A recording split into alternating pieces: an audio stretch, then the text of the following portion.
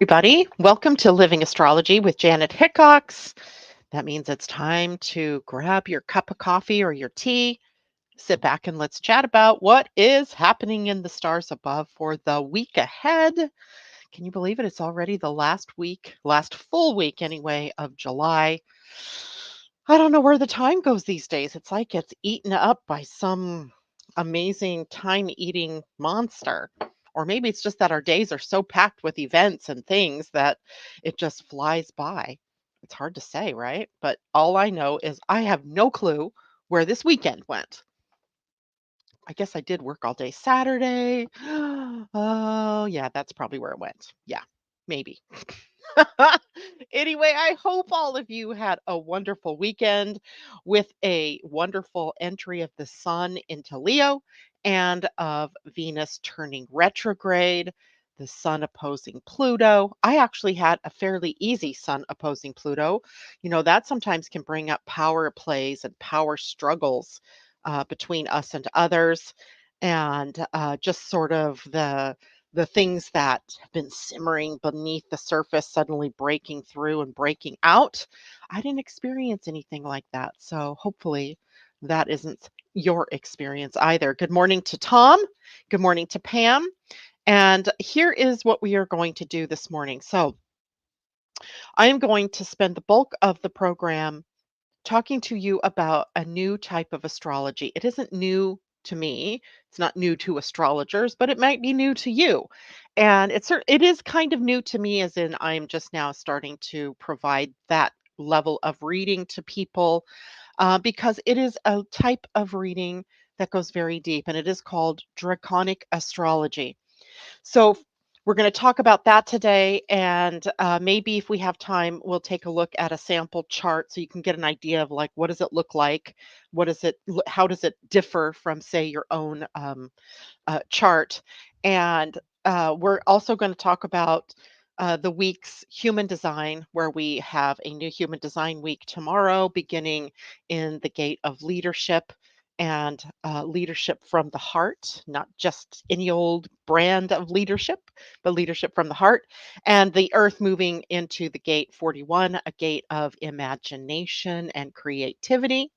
And then, as well, later this week, Jupiter is making a gate change into gate two. Now, you guys might remember several weeks back, Uranus was sitting at the gate two, the gate of allowing, where we were all being taught about liberating ourselves into this idea that we can have what we desire by allowing it. Sometimes we are our own blocking mechanism, and we can release that mechanism and then reinstate flow. So it has a sort of abundance feel. Pam, that's awesome. Thank you.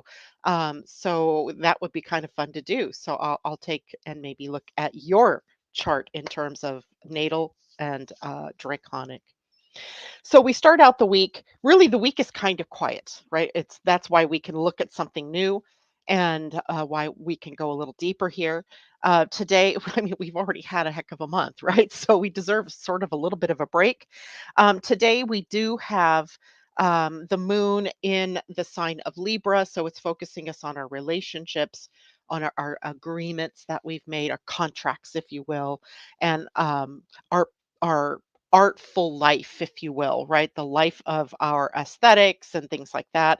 But when we look at Libra, primarily, we always think of Libra as the sign of relationships, partnerships, right? Not just marriage or significant others, but also business partnerships or civic partnerships, things like that. Those all fall under the sign of Libra. It is a sign of collaborating, cooperating, and co-creating, the three C's. I love that about Libra. And of course, it is now the home of the South Node for the next 18 months. So we will, in essence, every time the moon comes through Libra, be checking in with ourselves about the themes that the South Node in Libra will be bringing to us. How much of ourselves are we giving away? How much of our life is caught up in codependence with others? Where are we saying or doing things that make other people happy but really don't make us happy? That is the south node that we are going to be working with for the next 18 months. So now the moon moving through here, at least initially, this is the first move of the moon through Libra since last week's move of the south node into Libra. So it's the first like salvo, if you will, in terms of what might this south node bring to you. So here's something interesting.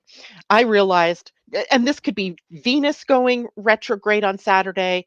This could be the moon in Libra today. This could be the sun moving into Leo.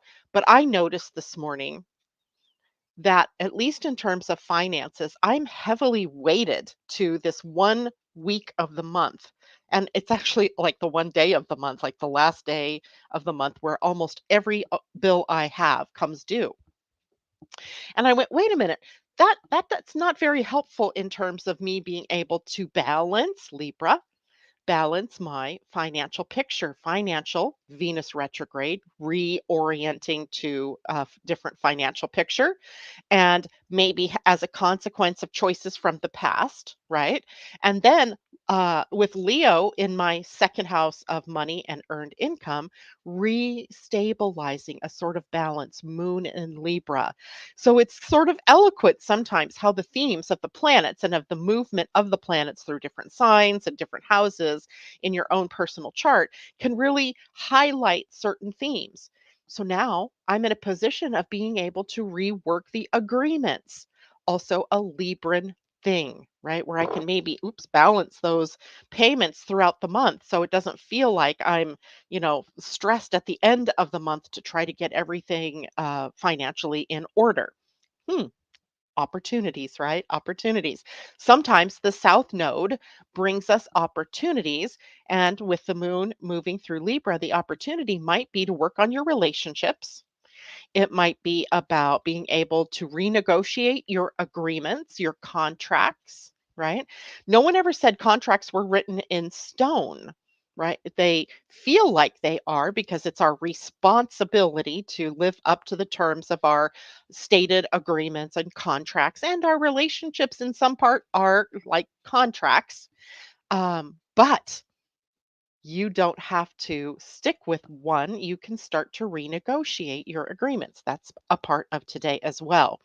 Um, but we are also dealing with balance here, balancing, harmonizing, weighing how one side is up against the other, taking on different viewpoints, being able to see things from a multi-dimensional perspective, not just one dimension, your dimension, right? Or other people, their dimension, but seeing things from the multi-dimensionality.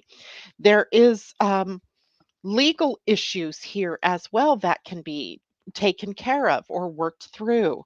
Um, Meditating is also another key here in Libra, in that if you can get into a space of more consciousness, then your choices widen. If you understand what I mean by that. So, for example, in our limited mind, in our stress or in our anxiety over something that we might need to solve, a problem or what have you, we can get very narrow in our focus.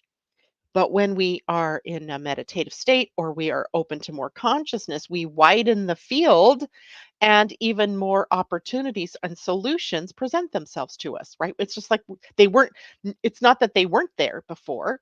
It's just that now that we have opened up our minds a bit, then we see those opportunities and those solutions. So there we have that. We also have the whole beautification thing going on with Libra. It's higher standard of aesthetics, perhaps, or seeks beauty and harmony, or harmony in beauty, right? Trying to make everything smooth and aesthetically pleasing. Um, Contributing a style perhaps, or a sophistication to what is art. And again, art like that is in the eyes of the beholder, so it isn't just about what everyone thinks is beautiful, but what you personally see as beautiful. And of course, we also have to watch out for things when we are with the moon in Libra, because we can lose ourselves too deeply in our relationships, giving too much away of ourselves. or becoming a yes person, right? Yes, sure. Yes, sure, I'll do that. Yes, I would love that. Even though inside you're like, "Oh my god, I can't stand that. What am I saying yes to?" Or committing yourself to things that don't mean anything to you. Um, Indecision is another problem here with the moon in Libra. And that it's not that Libra cannot make decisions. That's not it at all. It's that in Libra, you see so many different ways that things can work out that it's hard to choose the one opportunity, the one pathway that is going to hold the most meaning or the most bang for your buck. So it's hard to get that down to a decision making type of thing. So what we have to do in Libra is resist the need to kind of make everyone happy and instead lean into the Aries opposite and make yourself happy, right? It's about making yourself happy. It's not that you didn't listen to what everybody else wanted. It's not that you didn't, take the steps to try to balance or harmonize. But the whole point is that you're here to do what you need to do. And the moon in Libra reminds us that yes, we have options, but in the end, it comes from within. It comes from our own heart and our own space. Um, Now, that doesn't mean that we can't make other people happy, but you can't do it at your own expense. Okay. Does that make sense to everybody? Let's see who else has joined us this morning. Christine Buckingham, hello to you. And Natasha, nice to see you. Jamon, good to see you. Pam says, oh, well, I already did that. And Pauline, good morning. And Christine she wants to volunteer her chart too. Let's see if we have enough time. She says draconic charts are a mystery. It is a mystery, right? I love that. Do the phases of the moon matter? Pauline asks. And absolutely. That's one of the things you'll see that we pull into the whole of a draconic reading. Um, Christine says she can relate to the Libra energy. It's the vertex energy, and it was 11:11 at the time that she saw that, although it's 8:11 on my coast. But there for you guys in the East Coast, it was 11:11, those numbers. Shayla, good to see you and have you with us. And Julie, good morning. She says, "Hey Janet, I'm driving. Please take care. Just listen. Don't panic. Try not to multitask when you're driving because you really have to focus on the road. But I love that you wanted to be listening to the show this morning. And everyone else out there who might be listening from behind the scenes, welcome. Now, let's shift quickly because I do want to spend more time on the draconic astrology. By the way, draconic, think dragon. You probably saw it on the graphic this morning for Facebook and on YouTube, the picture of the dragon. That should give you a clue that we might be focusing on something different, right? The dragon's head, the north node, the dragon's tail, the south node, all related to the moon. The moon. I love it. So this human design week, right now, we are sitting at the very last day, the 24th. Is today the 24th? Yes, it is. The gate 56 with the sun, which is a storytelling gate. So we've been looking at for the last few days the stories that we tell and and how we teach others through the stories that we tell. And the earth was at the gate 60. And the gate 60 always such an enigma to me because it's called the gate of acceptance. It is sometimes looked upon as the gate of limitations. And sometimes it is looked upon as a gate where we have to focus our in kind of a more intense amount of energy in order to get something new off the ground. So the other gate on the other side of the 60 is gate 3, the gate of innovation and inventiveness. So we get this feeling sometimes that we have to stay the course and limit our adding to something until we really have a clear idea of where we are and of what's happening. And and I think Tom and probably Londa, some of our other listeners that are born around the same time as I was, we all have Saturn at the gate 60. So this might bring up for you, as well as me, places where you need to bring focus into your life or where you need to rein in a little bit in order to move forward, right? Rather than going wide, we might need to stay a little more. on the straight and narrow. And when we do, then we see that our initial beginnings, our new beginnings, or the things that we want to try or the things that we want to initiate have feet or legs, right? They gain traction. So this last week has been all about that in our human design. Now, as we transition into the last week of the month, the 25th through the 30th, the 31st will actually fall in the month of August, human design wise. Now we move into this concept of leadership. Now, the 31 is the gate of the leadership from heart, leadership from heart. It's Leo energy, right? So Leo rules the heart, remember? And it also rules the spine and the back, as you all saw in that graphic that we did on Friday, which, by the way, I did post that out there. So if you want to get your copy of that, you can just go below the YouTube video. I also posted it on the Living Astrology Facebook page for everyone. And the back or the spine confers sort of structure for us, right? It is what allows us as humans to stand upright, the spine and all of the bones in the spine. So we get this kind of idea that the leadership energy of the gate 31 has to hold a structure, but it does not necessarily have to be structure that is hierarchical. It is more democratic, true democracy, as opposed to whatever democracy has become in some countries around the world. It's more that rulership by consensus, right? We still have a leader whose ultimate responsibility it is to make the hard calls or the decisions, but with the input and agreement of the majority. So human design is distinctly democratic, if you will. And I don't mean that as a political statement. I'm just saying that's the kind of leadership that we look to. And it is also interesting to note the heart connection here. So leading for the common good, could we say? Right? We could be the leader in our own lives, right? Personalizing this. Remember, all of the Leo energies are collective. Remember, we did that on Friday. We looked at um, the circuitry in human design. And the circuitry in human design is collective. So this isn't just an individualized energy, it isn't a tribal energy. This is collective. All of us are influenced, and this is important for our evolution as humans to take a new look at leadership and how we are leaders in our own world, in our own families, in our own businesses, that type of thing, and then leading it from the heart. All right, hope all of that makes sense. Now, on the other side is the Earth. Now, the Earth always is the planet here that kind of throws up the challenge to the leadership, right? In this case, right? Or the challenge to whatever the gate is that the sun is in. The Earth at the gate 41 throws up the challenge of can we imagine a world where we have democratic leadership, true democratic leadership, where every voice gets to be heard without judgment, without criticism.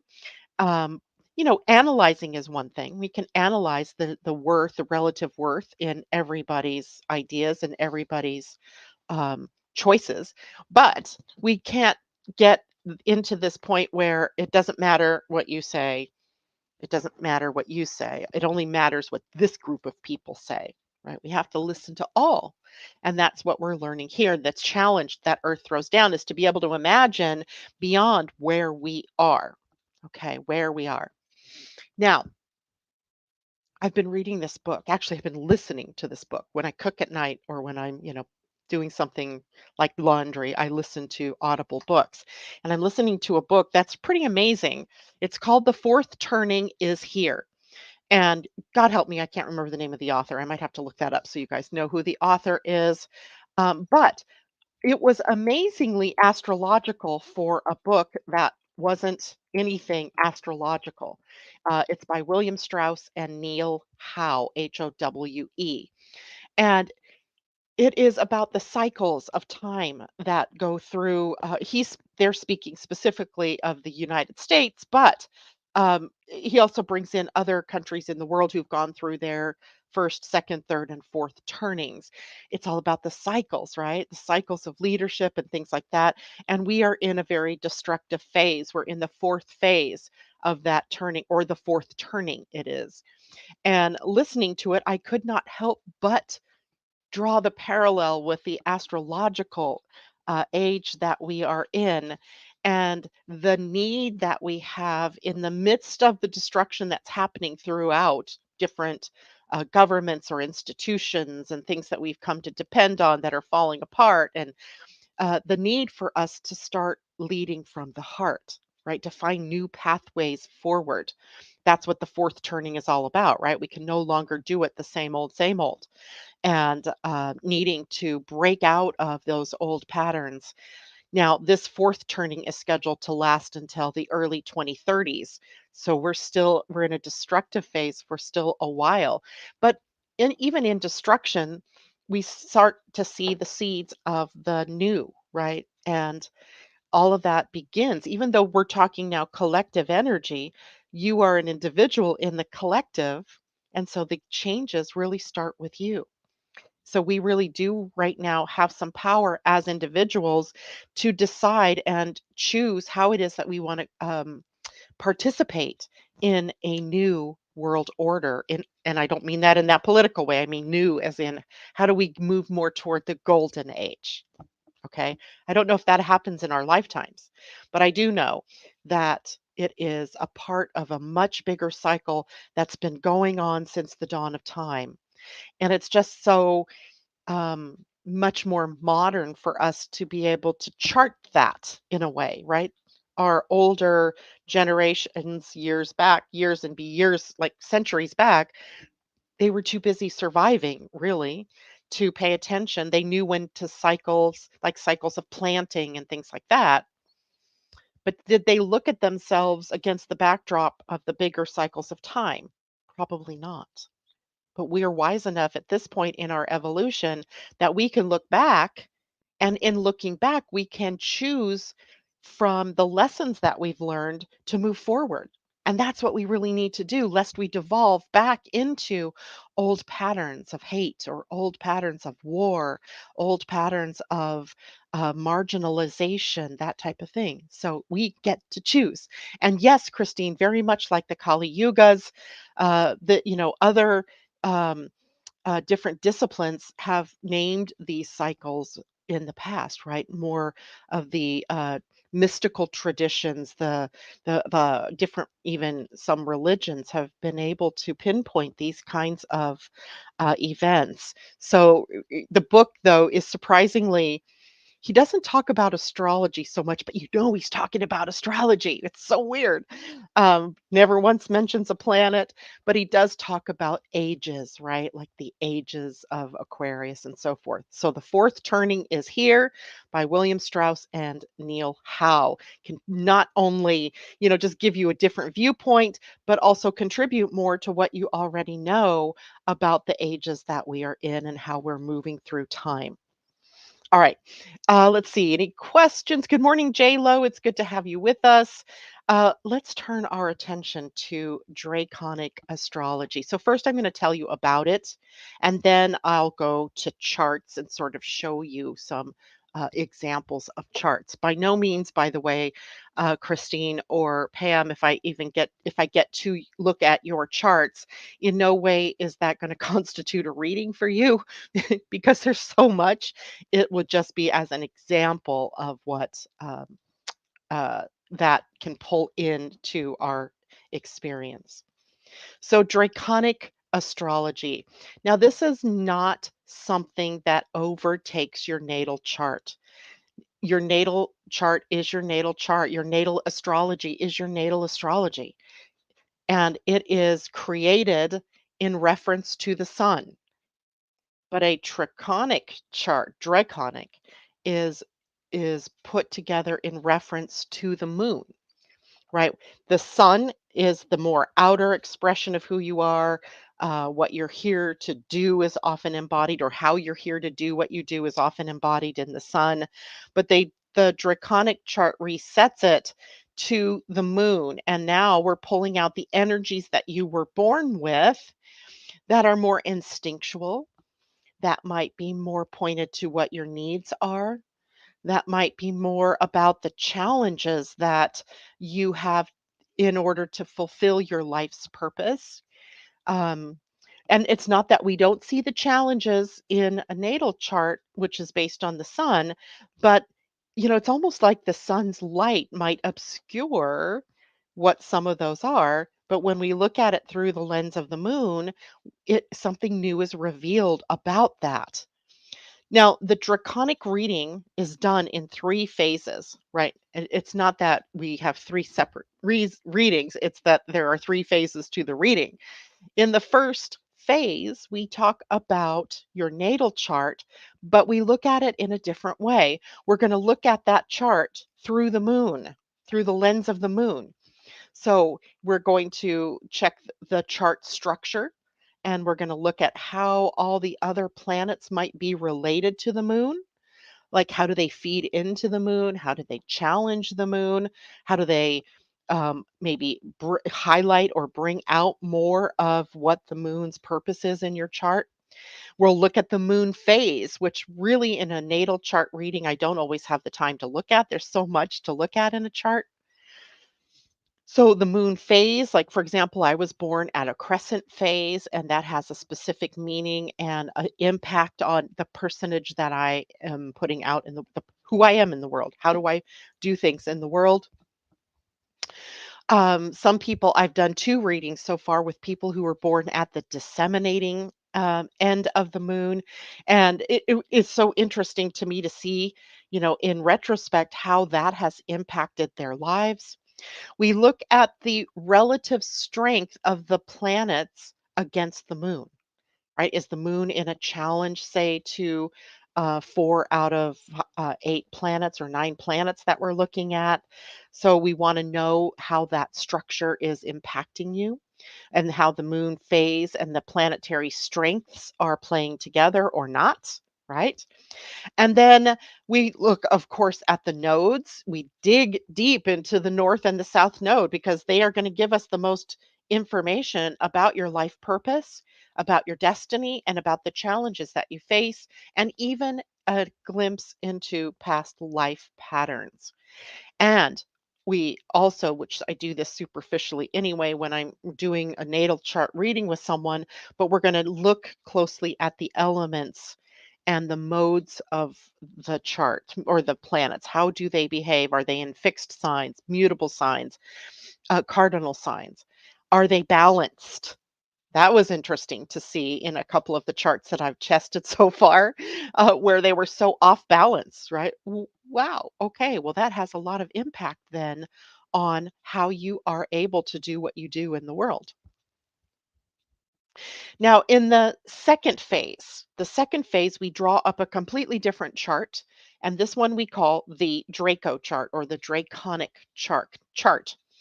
And in this chart, it is based on moving the nodes from wherever they are in your natal chart to 0 degrees Aries, the north node, and 0 degrees Libra, the south node. It's kind of fascinating that I'm bringing this out to all of you while the nodes have already moved to these 2 signs, even though it's at 29 and 29. Um, Now, where the sun in our charts really shows us what we want, what we desire and aspire to, the draconic chart presents us with the challenges to getting there. Like what stands in the way between my natal chart and what I want and how it is that I can get there. But it also clarifies the natal chart in a way that we get to see some of the details, the underlying structures, the underlying purpose. I was doing with a reading with someone the other day, and it was so clear that her underlying purpose was revolution. To see her as an individual to my experience with her as an individual wasn't really very clear that that was a part of what she was here to do. But as soon as I said that word, she was like right on it. She knew. She knew it, and she'd been trying to squelch it all of her life thus far. So it gave her a permission slip sort of to be the revolutionary, to really, live with the mantle of what it is that she's here to do and be that is so different from those around her in her family of origin. So a Draco chart can really bring out or emphasize things that might not be so obvious in the solar chart, right? The solar chart. Now, the third phase of a Draconic astrology chart reading is about how the two charts come together. How do they compare?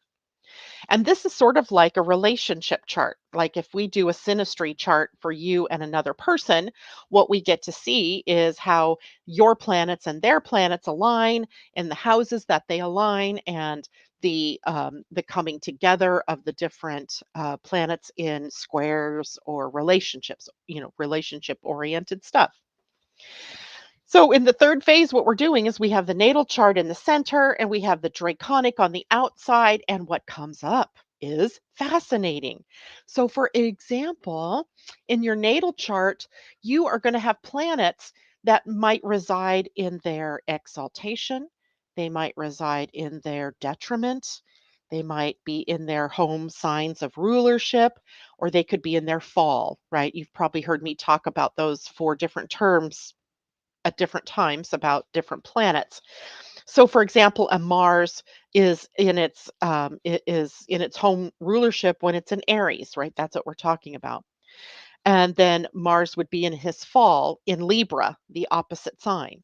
Okay, so we get these ideas where these planets are in good shape or when they're not in good shape. Well, in some cases, a planet that is debilitated, let's say in your natal chart, and looks like, yeah, my Mars is retrograde in Pisces, not a very happy camper. When I move it to a draconic chart, Mars might move to Aries. And if Mars is in Aries, suddenly there's this other part of you that, with the right effort can really jump forward and be more visible in your life. So planets changing, different signs.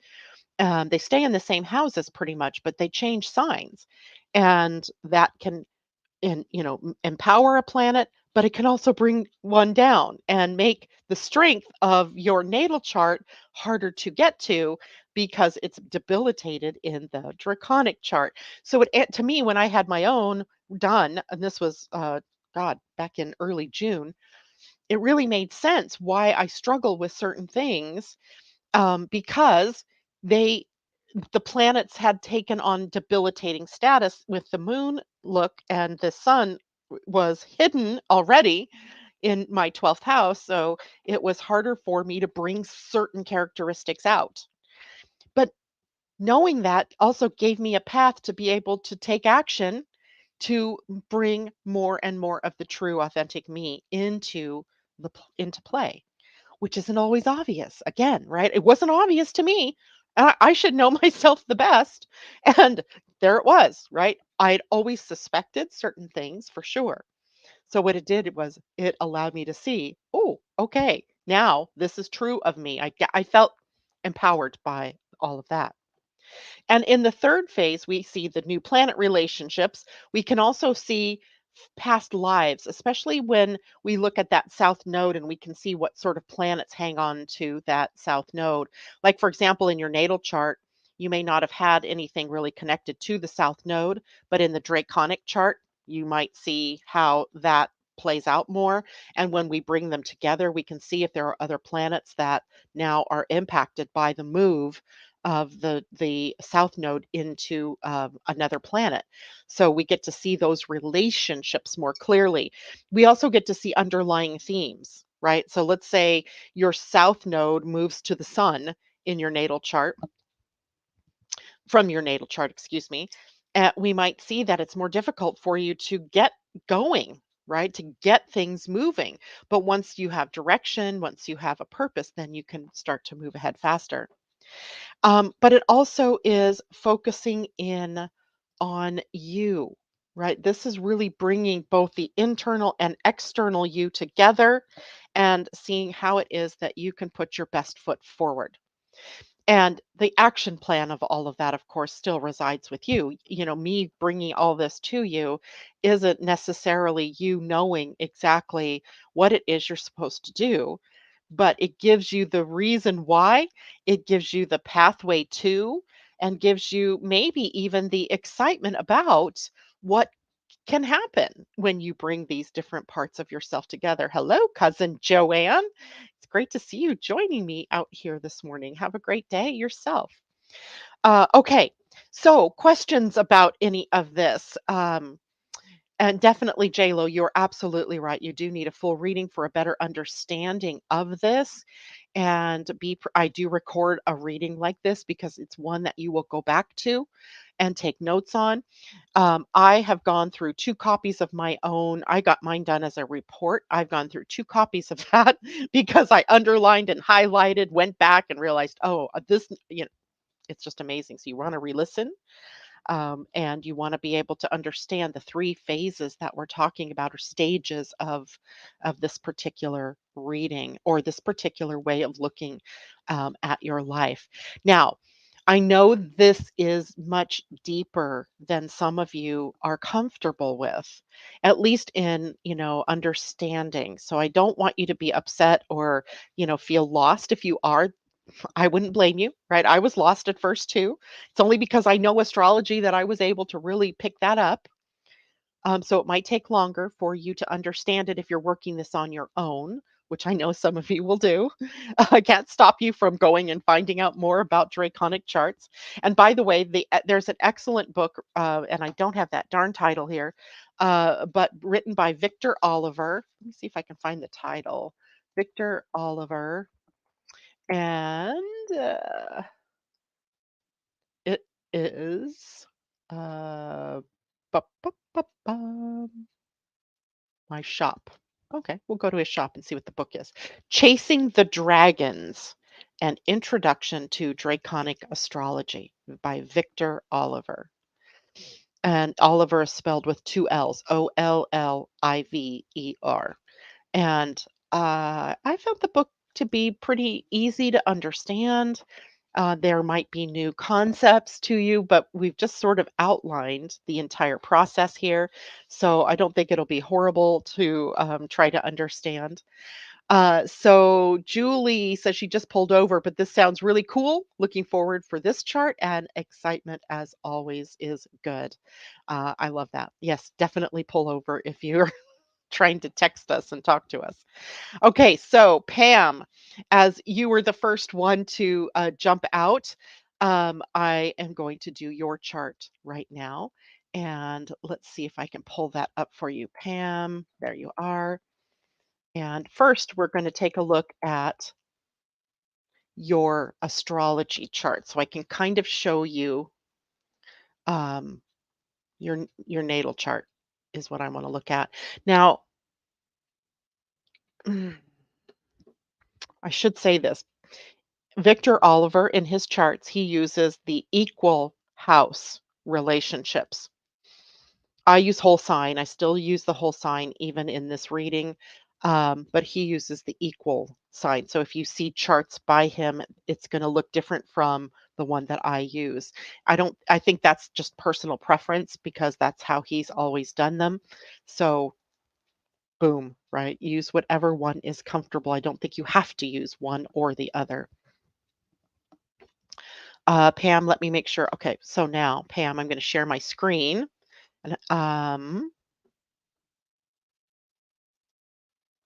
there we go. So, Pam, we're looking at your natal chart. And I'm only looking at the natal chart here because I want to point out what are some of the things now that I'm going to zoom in on as soon as I'm trying to do this type of reading for you. So, the first thing I'm going to zoom in on is the fact that you are born bullet burn close to a new moon, right? The moon is a little behind the sun, so it is not yet quite into the new moon phase. So I would likely call this the very last phase, the balsamic phase, or it might actually be a little bit of the new moon phase as well. I would have to look at that in the context of the greater picture to see what that is for you and how that plays out with these other planets. Then I'm also going to look at the sign the moon is in, and I'm going to look at what I see are patterns that show up right away that point to the moon, and in this case, also your sun. But there's this grand trine here, right, that I see. And there's a kite here that's a part of it that points over here to Pluto and Uranus. Probably Pluto more likely because that's closer to the same degree of the sun and moon over here. I see a T square that is going to show up, but it's not necessarily part of the moon's relationship. So I might put that like at the bottom of the list of things that we would talk about. And I'm also going to take a look then at the different planetary connections that this moon makes. So when I go down here to this grid, I'm going to see, okay, the sun is in a conjunction to the moon. And then I'm going to go all the way down this column because this tells me all the different things that the moon make, or all the different relationships the moon has to the other planets in your chart. So we have an inconjunct to Mars, we have a biquintile to Jupiter, and by the way, I'm not going to use those likely. They're too minor of the big in the big picture, and there are too many other juicy things to focus on. Unless I see a lot of those, I'm probably going to ignore them in favor of the square to Saturn, the conjunction to Neptune, the sextile to Pluto, the trine to Chiron, the conjunction over here to is that the planet Ceres, and on and on. Also, this trine to your ascendant. So, we're going to pull out some of those moon connections that are important to help establish the overall picture. Then I'm going to move to this little grid, right? This grid right here, and I'm hoping you guys are all seeing my cursor circling this. This grid is going to tell us how it is that your elements and the modes of operation for those elements are going to be. And really, it's just a matter of counting across the fire, counting across the air, earth, and water. So already I can see this is a very water oriented chart. Water, water, water, water, memory, emotion, feelings, moods, family, and connections genetically, right? Heritage like. The sun and the moon are also in water, right? So we also that's going to play a big role here in how I look at this. And then I'm going to look at what's cardinal, what's fixed, and what's mutable. It looks like you have, what is that? 2, 3, 4, 5. 1, 2, 3, 4, 5, 6, 7 in fixed, and 3, 6, 9 in mutable. So you have a mutable water chart, which is very Piscean, and I see that you are actually a little out of balance with the cardinal energy. So that means that you may struggle a bit with getting things started and or moving things that you've initiated into some form of fixity or stability or security. So, but you have a lot of energy of change and flexibility and adaptability. So we see that in this particular chart. Now, we might also look then at the nodes. That's the but I do them totally separate in the context of this reading. I go through everything that I think of as the moon, and then I go back to the nodes. And now as we look at the nodes, we see your north node down here in Cancer, and we see the south node over here in Capricorn. And now I want to know what those nodes mean. We already know these two are always going to be in an opposition. They always are. That's just how this works. And how do they play into the natal moon? And how do they play into other planets that might be in the water signs, right? That you have so many of, and especially because your north node is in a water sign. And we'll take a look at the different connections that the nodes make. And again, we have to go down here to where the north node is, and we look across the field here to see that you have some squares, you have a conjunction, that's Pluto, sorry, you have a sextile, trine, sextile, square. I might use the semi-sextile depending on its relative strength against the rest of the planets. So that's just a new look at your natal chart. And anything that else that pops up, because I'm one of those people that sometimes in the midst of a session as I'm preparing, certain things just come in. Um, for example, the black moon Lilith is also related to the moon, right? It's where the moon is at its furthest away from its transit of the sun in your, or I mean, the earth in your chart. And so the black moon Lilith for you would be important too, because she's also she's in a conjunction to the sun and she's close enough to a conjunction to the moon. I would definitely want to take a look at her in your chart. And does she elevate or not when we get to the draconic chart? All right, so I'm going to stop sharing for a moment, as now I want to take a look at the draconic chart. Now, actually, I'm going to show you guys this. Let me share again. Go over here. Mhm. Okay, go back to StreamYard here and share my screen again. Um, because I kind of want to show you how I get to this. I'm going to actually, if I close that out, I got to share a different screen. I apologize. My apologies. StreamYard again. There we go. Okay, so on this chart or on this screen, I just wanted to show you where do I go to get a draconic chart. And this is in astro.com. And if you click the back button here, you can go to chart selection. And here I'm going to drop this down. I'm going to scroll down to the bottom. And here it says Draconic chart. And that's the one you're going to click on, show the chart. Hopefully you're seeing that change. Let me go to StreamYard for a minute. Yep, you're seeing that change. And I'm going to make it bigger so we can see it. All right. Now, let me make sure you guys are seeing this chart. I'm going to stop sharing. Try this again because I want to make sure you're seeing the full on screen. Okay, there you go. So you'll note that this is a draconic chart because of these little D's that show up in and around the sign symbol, right? It tells you this is a draconic chart. Now, look at the difference. This chart looks so different from the natal chart that we just looked at.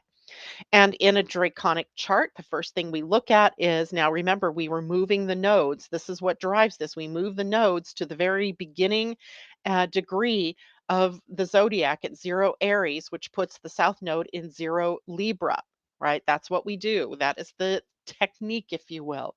We pull that out or pull that together. And now what we see is we have this movement of all of those planets that were in Scorpio into Leo, right? And we would want to look at each one of these planets, Pam, and take a look at, did they increase in their value or did they decrease in their value? And I don't mean that as a problem, but it might show us where there are some challenges, or it might show us, for example, the sun rules the sign of Leo. So your sun becomes empowered, right? So moving the sun in the Draco chart from the sign of Scorpio empowers the sun, right?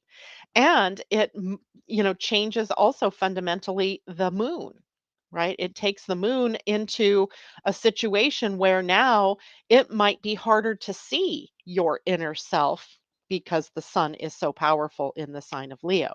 All right. We see also that we've got a lot now in Virgo. We have these clusters, Leo, Virgo, and Scorpio gets some planets too. And those Scorpio, Chiron and ascendant is in an opposition to Uranus. So now we have some upsets, perhaps, or we have some personal changes that you go through in your life, transforming things that are happening.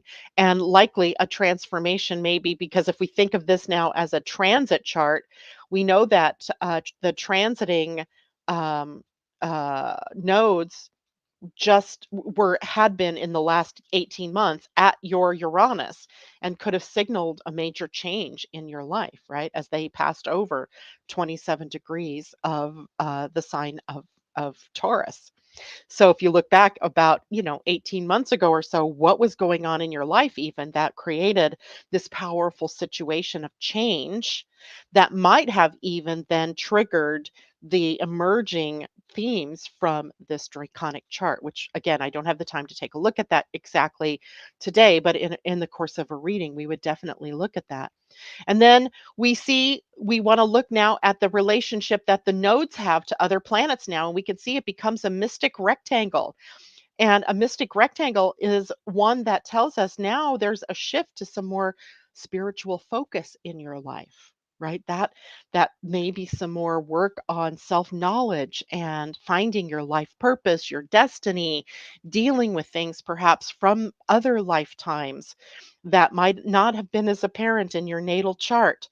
So we see this shift of the planets and new relationships popping in that we would definitely want to look at. I also see a wedge here that is an interesting pop up. I might want to, as a part of my looking at your chart before we actually would meet, take a look at how maybe that has impacted you change wise in this chart. Okay, then we also want to see now where the connections are. So we go back to our grid here. Can check out the moon. Now, did the moon make new connections to other planets? Did it bring out some other things that we want to look at when we look at the nodes? Remember, your nodes in the other chart didn't really have too many connections. There wasn't anything like startlingly attached to the destiny in your natal chart, but here we see that they're pretty activated with different sextiles, with trines. And that's how we get this formation. We also see the grand trine here with the north node to Neptune and then down to uh, oops, over here to the ascendant and Chiron connection. It's a little bit out of sign, but we still see a trine here that is highly spiritual, changing maybe from the original chart that we looked at. And we want to take a look now at the grid here. Remember, the other grid showed us a lot of water, and now you have a lot of fire. So you moved more from maybe water's more constancy of change to fire's more expression of passion, of action, of moving in new directions. So it's like it looks almost like they just traded places, right?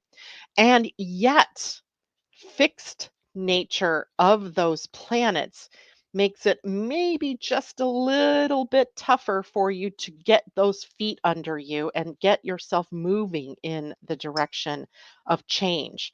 Remember, before you had mutable as the highest number, and now you have fixity.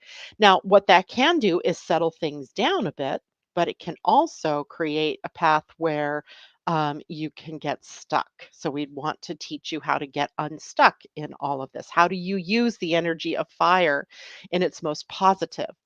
And in both charts, it looks like you had air a little light and earth a little light. Earth, I'm not too worried about, but air, this when you have an element that is lower in number, like significantly lower, and I would say air is significantly lower than fire. um, Sometimes we want to focus more on the things that are related to air, which means using your mind more, reading more information, taking in more and more and more and more info, rather than doing what in this case fire is, which is taking action, right? Doing something. So we could see that maybe this becomes an Achilles heel of somewhat, or maybe even Earth here. Maybe applying more pressure to stay the course. You only have Uranus in a fixed sign here, but it's definitely possible. Okay, and now because it's getting closer to 9, let me stop sharing again so that I can now show you guys what um, oops, I don't want to change people. I want to change charts. Now I can show you what it looks like when we bring the two of them together. And just above or just below the The listing of the Draconic chart in Astro is the comparison of natal and Draconic. So you can easily find that. I'm going to show this chart and share my screen. And here we go.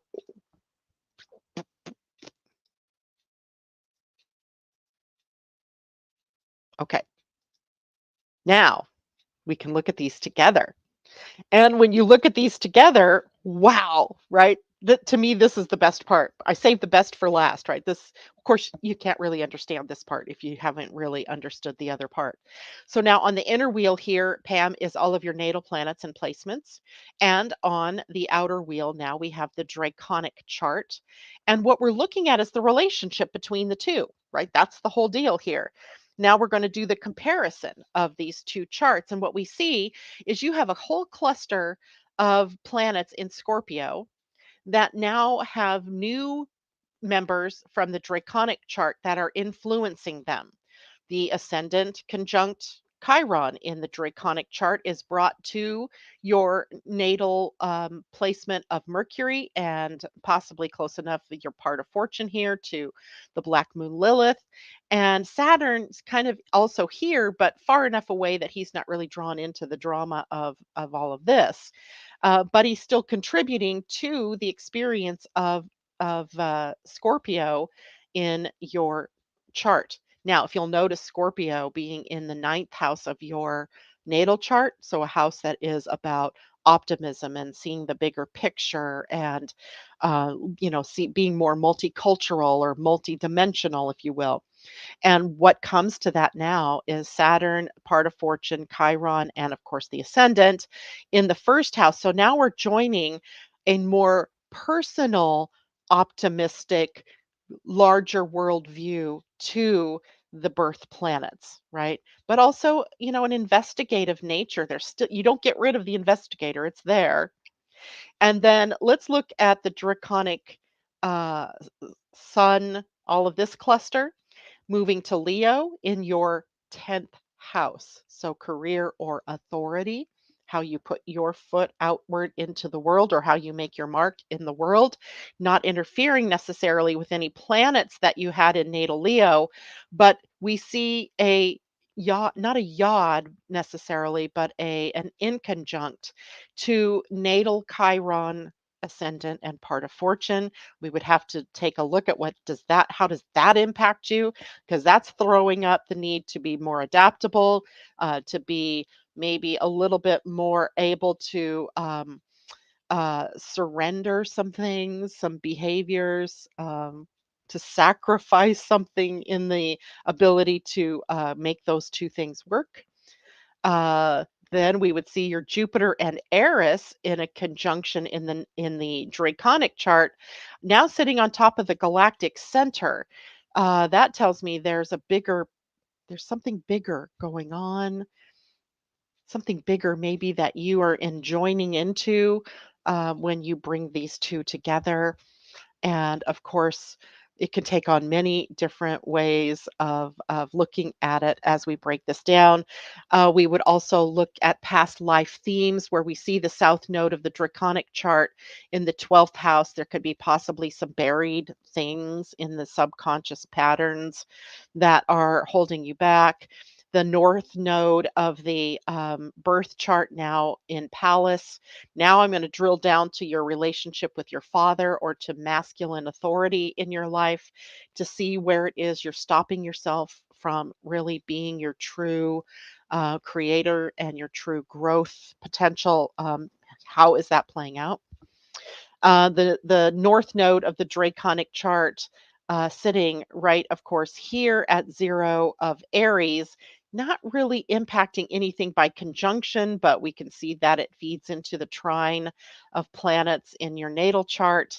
So it's just, there's so much, right? So much here. And if we look at the south node of the natal chart, um, it looks to me like, the natal charts nodes are not necessarily, there's definitely some potential for karma here from other lifetimes, but I'd love to know if in your human design you are a right angle or a left angle cross, because it almost feels to me like there's more um, karma in the making as opposed to dispensing of karma. And by the way, that's not about punishment or you were bad in other lifetimes or you're being bad in this lifetime. It's just creating experiences differently in a right angle cross than you are creating in the left angle cross. Whew. Okay. Comments. How's everybody doing out there? Uh, LOL, she's a 5-1 investigator. Manif- um, Never met father, left angle dedication to. Okay, so that would be interesting to look at and see if there's some relationship to father, because when you see, the node sort of coming into contact with the Pallas Athena, which really she remember in the myth she sprung forth from a cleft in her father Jupiter's head, and she came forth with all of her wisdom, her spiritual warriorship, all intact and ready to go. And it really shows how it is that we have taken what we got from our father and how we put that out into the world. Is it that we put the best of ourselves out there, or do we hide the best of ourselves? What do we do? If that was absent in your life, who did you look to as a spiritual and a masculine authority figure, and how all of that plays in? Okay, Lo, curious now. I just noticed my Draco chart has Aries Libra nodal axis. I just had to be nosy. Everybody's Draco chart pulls the nodes to 0 degrees of Aries and 0 degrees Libra. So in that way, everybody's the same. But what that does is it moves the other planets along with it. So depending on, let's say, like my node, north node is at 29 degrees Leo. So I'm having to go, a big shift is happening because to get back to Aries, I'm not going backwards to Aries. I have to go around the wheel to Aries. So the planets are literally almost changing position in mine. Um, and we saw that a bit. We saw kind of a quarter turn in Pam's chart. So everybody has 0 north node at Aries, or 0 Aries and 0 Libra in the Draco chart. Okay. So please, thank you for reminding me, JLo. Everybody, please take a moment and hit the thumbs up or hit the like in either Facebook or in YouTube. And I am going to be able to do these readings now for people. I've tested it on quite a few and had a really good response. The only caveat to doing this is you have to have had either an astrology reading, not necessarily from me, and or a human design reading. You have to be familiar at least with how an astrology chart works somewhat. Otherwise, this is all lost on you. So if you're interested in doing that, I'm going to be sending that out as an email for everybody, also putting it on my website for you to choose to buy. It will be the same price as a human design reading, $199.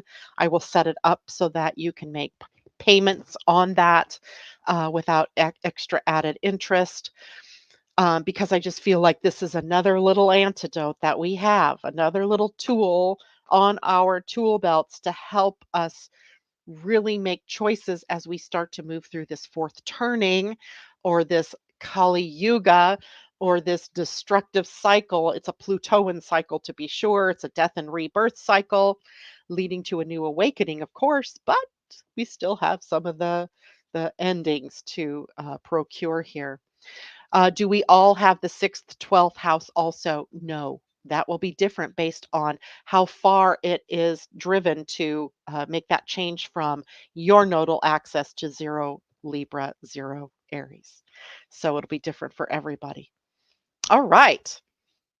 If you guys have questions about this, and I know you must, don't hesitate to ask. You can email me, you can chat with me on Messenger, you can text me if you happen to know what my text message phone number is.